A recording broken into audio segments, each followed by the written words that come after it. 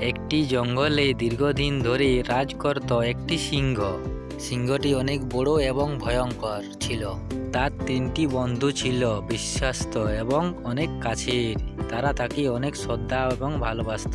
সিংহের একটি বন্ধুর নাম হলো শিয়াল, যাকে সবাই পণ্ডিত মশাই বলে ডাকত। আরেকটি ছিল বাঘ, যাকে মামা বলে ডাকত। আরেকটি ছিল ইঁদুর, যাকে ছোট ভাই বলে সবাই ডাকত। সিংহকে সবাই মহারাজ বলে ডাকত। এই তিনজন বন্ধু খুবই অলস এবং ধূর্ত ছিল। নিজের খাবার কখনোই তারা জোগাড় করত না, সিংহের মুখের দিকে তাকিয়ে থাকত।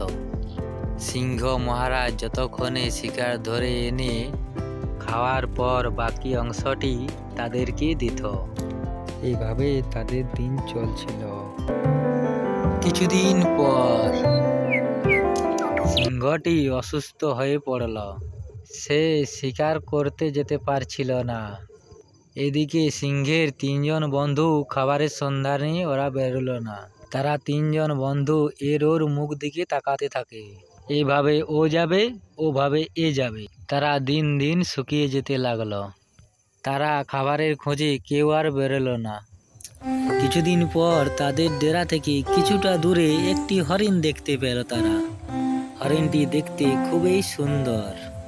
হরিণটিকে দেখে তাদের লোভ হয়ে গেল। তাই তারা হরিণটির সামনে গিয়ে বন্ধুত্ব করার চেষ্টা করল। সবার প্রথমে বাঘ হরিণকে বলল, আরে হরিণ বন্ধুজি, তুমি এই জঙ্গলে একা একা কি করছো? এই একটু ঘুরতে বেরিয়েছি জঙ্গল দিকে। তুমি কেন একা একা ঘুরতে এসেছো এই জঙ্গলে? জানো এই জঙ্গলে একটা মহারাজা আছে, তুমি কি জানো? তার অনুমতি ছাড়া এই জঙ্গলে ঘোরা নিষিদ্ধ। এই জঙ্গলে তুমি নিরাপদ না। আমাদের পরিচয় জেনে নাও। আমরা তিনজন মহারাজের কাছের বন্ধু।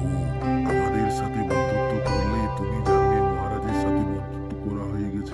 হ্যাঁ গো হরিণ দাদা, বাঘ মামা ঠিক কথা বলেছে। আমাদের সাথে বন্ধুত্ব করলে তোমার আর কোনো চিন্তা নেই। তাই নাকি? এ তো দারুণ ব্যাপার। চলো তোমাদের মহারাজের কাছে যাই।